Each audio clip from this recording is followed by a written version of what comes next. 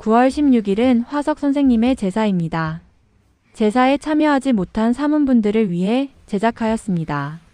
선생님을 기리는 마음으로 재미있게 보아주세요.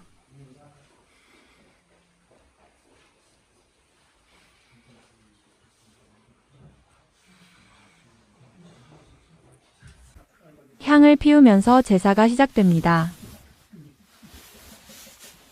향은 하늘을 상징합니다. 향을 피우는 것은 신명과 통하며 조상신을 모시는 상징적 행위입니다.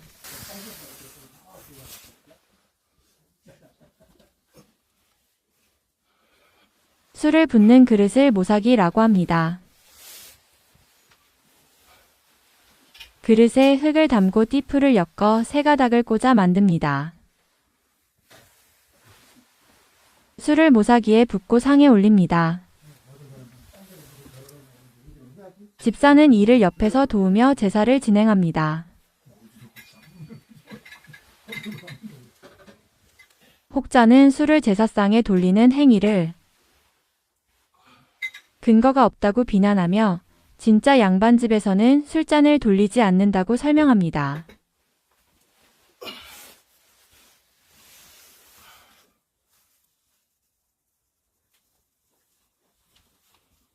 그러나 현재 많은 종가집에서조차 술잔을 돌리고 있습니다. 술잔을 돌리는 행위가 하나의 관습처럼 굳어진 것입니다. 그러니 단순 술잔을 돌리는 행위로만 진짜 양반가, 가짜 양반가를 따지는 행위는 옳지 않습니다. 또한 그런 것을 따지는 것이 무슨 의미가 있을까요?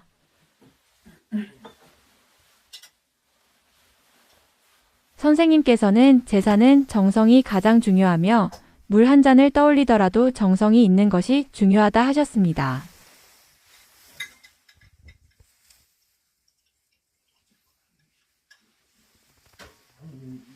하지만 여력이 있다면 음식과 재물에도 성의를 보이면 더욱 좋지 않겠냐고 하십니다.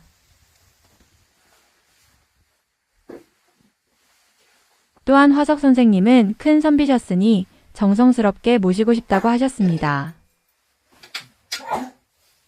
내가 살아있는 한 정성껏 모시는 것이 나의 도리이며 자식은 가르칠 수 있으나 강제로 시킬 수는 없지 않겠느냐며 말씀하십니다.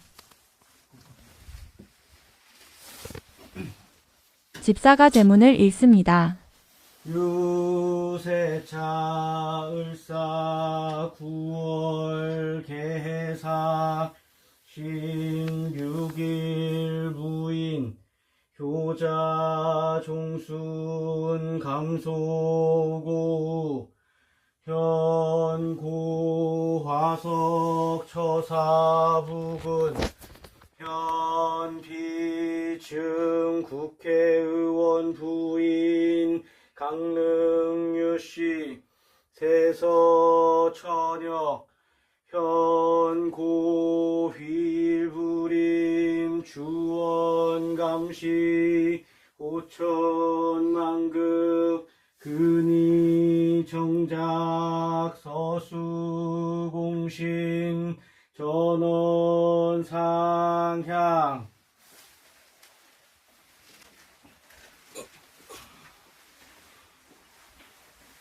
제사 지내는 법은 가가레라 하여 집집마다 다릅니다. 그리고 선생님 제사는 큰 틀에서 보면 율곡 선생 이후 노론의 제사 형식이라 합니다.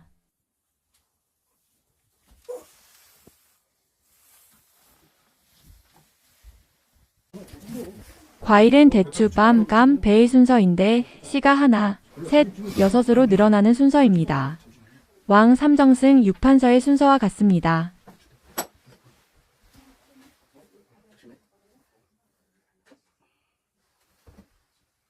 대추는 높이 쌓기 위해 실에 꿰어 쌓습니다. 흘러내리지 않기 위함인데 이것이 어려운 기술이라고 합니다.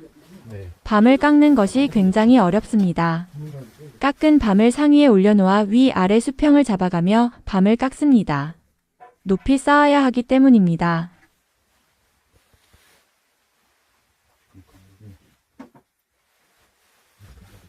지금 놓는 상은 성주신을 위한 제사상입니다. 성주신 제사상 밑에는 여분의 밥과 국을 더 놓는데 성주신을 따라온 신들을 위한 음식입니다. 제사에 참여하는 모든 사람이 돌아가며 차례로 술을 올립니다. 과일 뒤에는 탕국과 나물을 놓습니다. 제사 음식은 홀수로 준비합니다.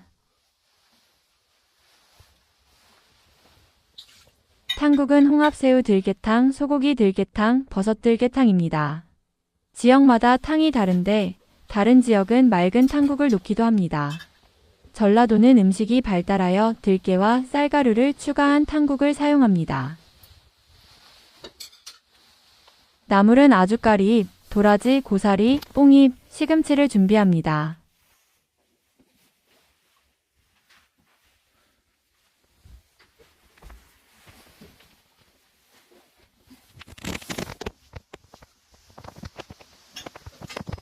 떡은 5가지를 쌓아 올립니다. 제사상에서 가장 중요한 음식이 떡이라고 합니다. 요즘에는 떡을 즐겨 먹지 않아 제사상에서 빠지는 경우가 있는데 소량이라도 떡은 준비하는 것이 좋다고 하십니다. 밥과 국 이외에 또 중요한 음식이 묵이라고 하십니다. 신이 제일 좋아하는 음식이 술과 묵이기 때문이라고 합니다.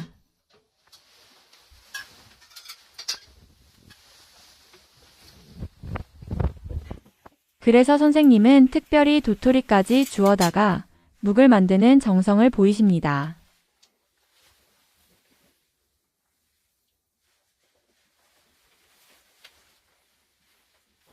누차 말하지만 제사에서 가장 중요한 것은 마음이며 음식과 가짓수에 얽매일 필요는 없습니다.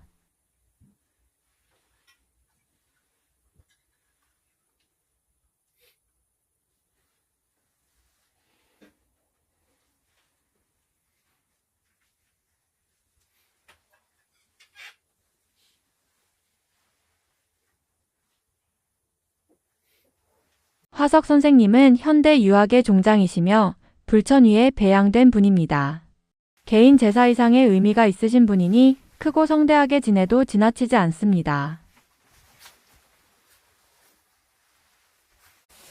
음식은 홀수로 준비합니다.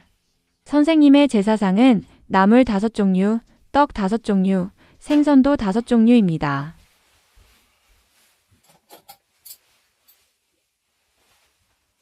다섯 종류는 오행을 뜻하며 골고루 준비했다는 의미를 갖습니다. 오늘은 민어, 조기, 옥돔, 홍어 민어 조기를 사용하셨는데 준어 같은 생선을 쓰실 때도 있습니다. 단 고등어는 쓰지 않습니다. 비늘 없는 생선은 잘 쓰이지 않는다고 합니다. 또 제사상에는 숭어가 좋은 대접을 받는다고 하는데 숭어의 숭은 노필숭입니다. 이유는 숭어는 장유유서를 아는 물고기이기 때문이라고 합니다. 선생님도 어디서 들은 이야기일 뿐 근거는 없다고 하십니다. 생선 이외의 해물은 전복 꽃게새우입니다.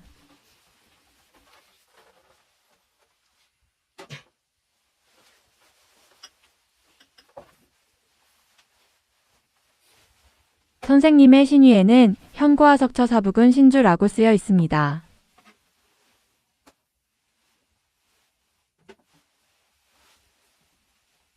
선생이라고 쓰지 않는 이유는 겸손의 의미입니다.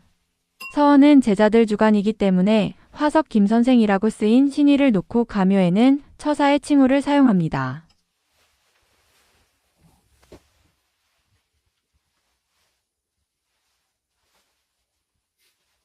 퇴계선생도 가묘에는 처사라고 쓰인 신위를 놓는다고 합니다.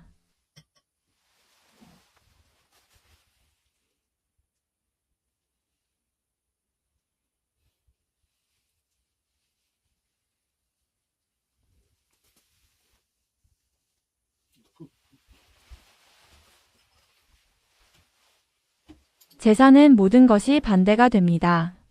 남녀의 자리도 살아있을 때는 남자가 좌측에 앉지만 죽은 이후에는 남자가 오른쪽에 앉습니다. 밥과 국그릇도 산 사람의 반대가 되도록 놓아 국그릇이 밥그릇의 왼쪽에 오도록 둡니다.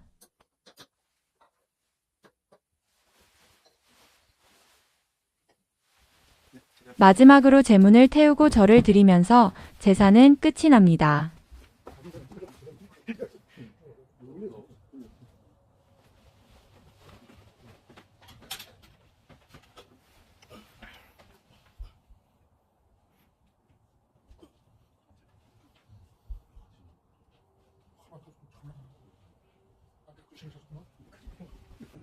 그리고 선생님 신인은 다시 가묘에 잘 모셔둡니다.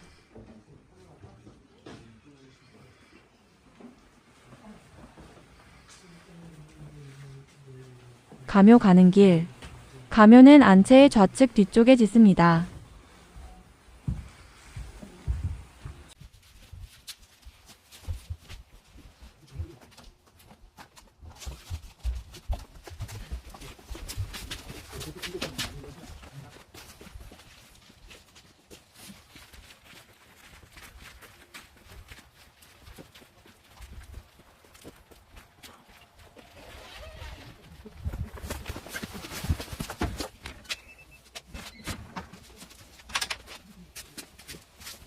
성대한 제사상은 자칫 허례허식이라고 비판을 받을 수 있는 것이 요즘입니다.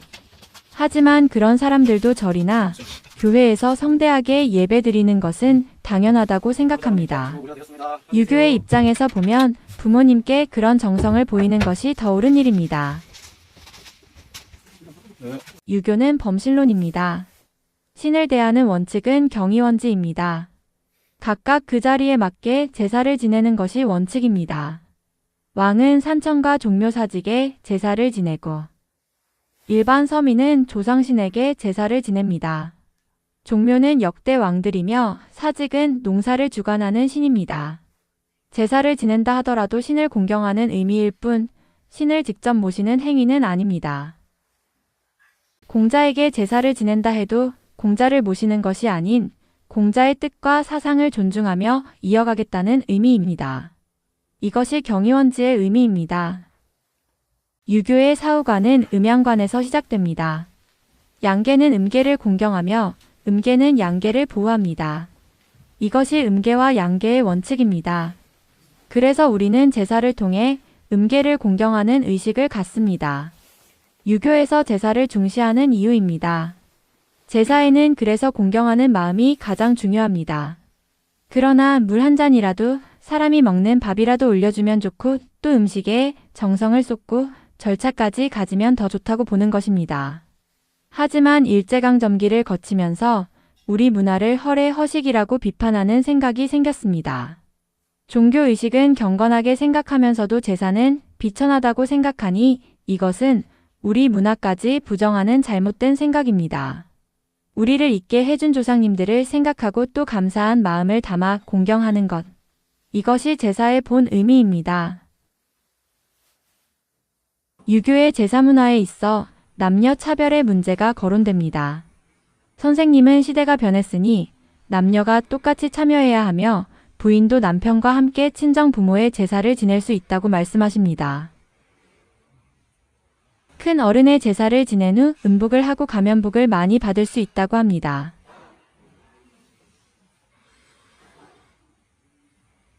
비록 제사에는 참여하지 못하더라도 많은 제자분들이 선생님 기일에는 마음으로나마 선생님을 기리는 날이 되었으면 합니다.